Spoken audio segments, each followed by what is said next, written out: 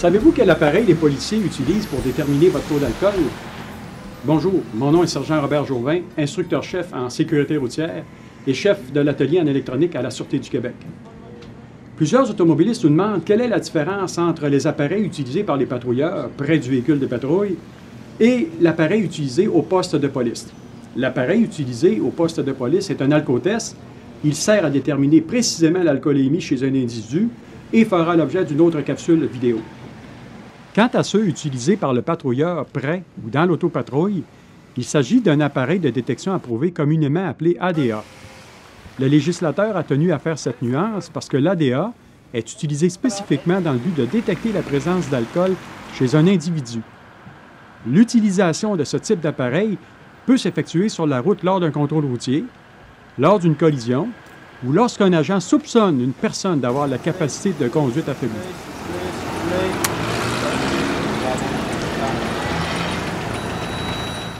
Ce type d'appareil indique la présence d'alcool en 3 niveaux. Le premier niveau affiche un résultat se situant entre 0 et 49 mg%. Grâce à cette fonctionnalité, le policier peut utiliser ce type d'appareil afin de sanctionner toute personne soumise à l'alcoolémie zéro. En effet, il est en mesure de prouver la présence précise d'alcool chez la personne. Bonjour monsieur, ça va bien? Oui, vous arrivez d'où ce soir? OK, avez-vous consommé? OK, puisque ça sent l'alcool, problème de votre travail. OK, arrêtez le véhicule s'il vous plaît, je vais vous demander de sortir. Le second niveau exprime un résultat qui se situe entre 50 et 99 mg%. Et finalement, le dernier niveau exprime une concentration d'alcool de 100 mg% et plus. Je suis l'agent Lefebvre, agent de la paix. J'ai des raisons de soupçonner la présence d'alcool dans votre organisme alors que vous conduisez un véhicule à moteur. Par conséquent, je vous ordonne, en vertu du Code criminel et du Code de la sécurité routière, de fournir immédiatement l'échantillon d'haleine que j'estime nécessaire pour permettre une analyse convenable de votre haleine à l'aide d'un appareil de détection approuvé et de me suivre si nécessaire. Un refus ou un défaut de vous soumettre à cet ordre vous expose à des poursuites criminelles ou pénales, à la révocation de votre permis et à sa suspension immédiate. Avez-vous bien compris? Oui. Parfait. Les appareils de détection approuvés qui sont utilisés par la Sûreté du Québec sont vérifiés à notre atelier à Montréal à chaque année. Chacune de ces vérifications s'effectue sur une période de 3 jours. Advenant qu'un ADA échoue l'un de ces tests, le technicien doit réparer l'appareil et recommencer par la suite la procédure d'évaluation au complet. Tant que l'appareil ne donne pas de résultat conforme, l'ADA demeure à l'atelier. La Sûreté du Québec possède près d'1 millier d'ADA. Nous utilisons 2 modèles d'appareils, soit l'Alco-Sensor 4 DWF et l'Alcotest 7410 GLC. Les pièces buccales sont légèrement différentes pour chacun des 2 modèles d'appareils, mais on les utilise de la même façon. Ces 2 appareils fonctionnent sur un principe d'analyse appelé électrochimique. Au cœur de ce principe ou au cœur de ces appareils, on retrouve une pile à combustible qui, elle est spécifique à l'analyse de l'alcool. Lorsque le patrouilleur utilise un ADA, il se doit de le faire en suivant une procédure très stricte.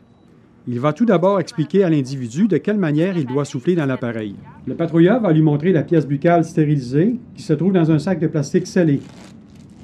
Cette pièce buccale ne servira qu'une seule fois. Voici l'appareil qu'on va utiliser. Voici la pièce buccale aussi qui va être insérée dans l'appareil.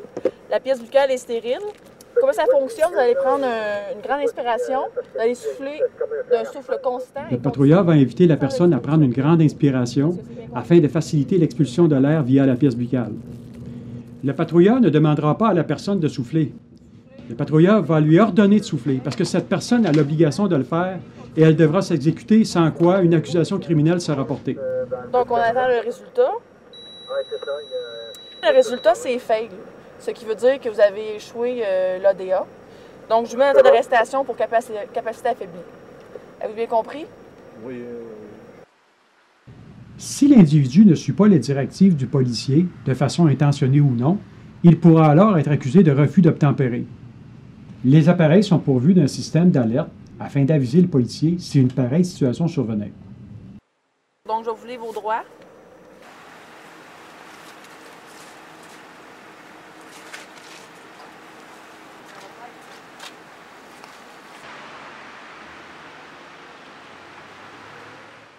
Lorsque les résultats indiquent une faible quantité d'alcool, le policier émet les constats d'infraction et suspend le permis de conduire pour toute personne soumise à l'alcoolémie zéro.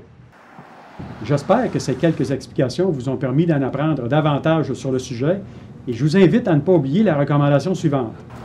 Donne-moi les clés pour ce soir, là, je vais conduire, j'ai pas bu, moi. Non, je suis bien correct. Non, regarde, on prendra pas de chance, là, donne-moi les clés. Je vais conduire. Si vous avez l'intention de consommer de l'alcool, peu importe la quantité, laissez donc les clés du véhicule à une personne qui n'a pas consommé. Cela peut vous éviter de graves problèmes.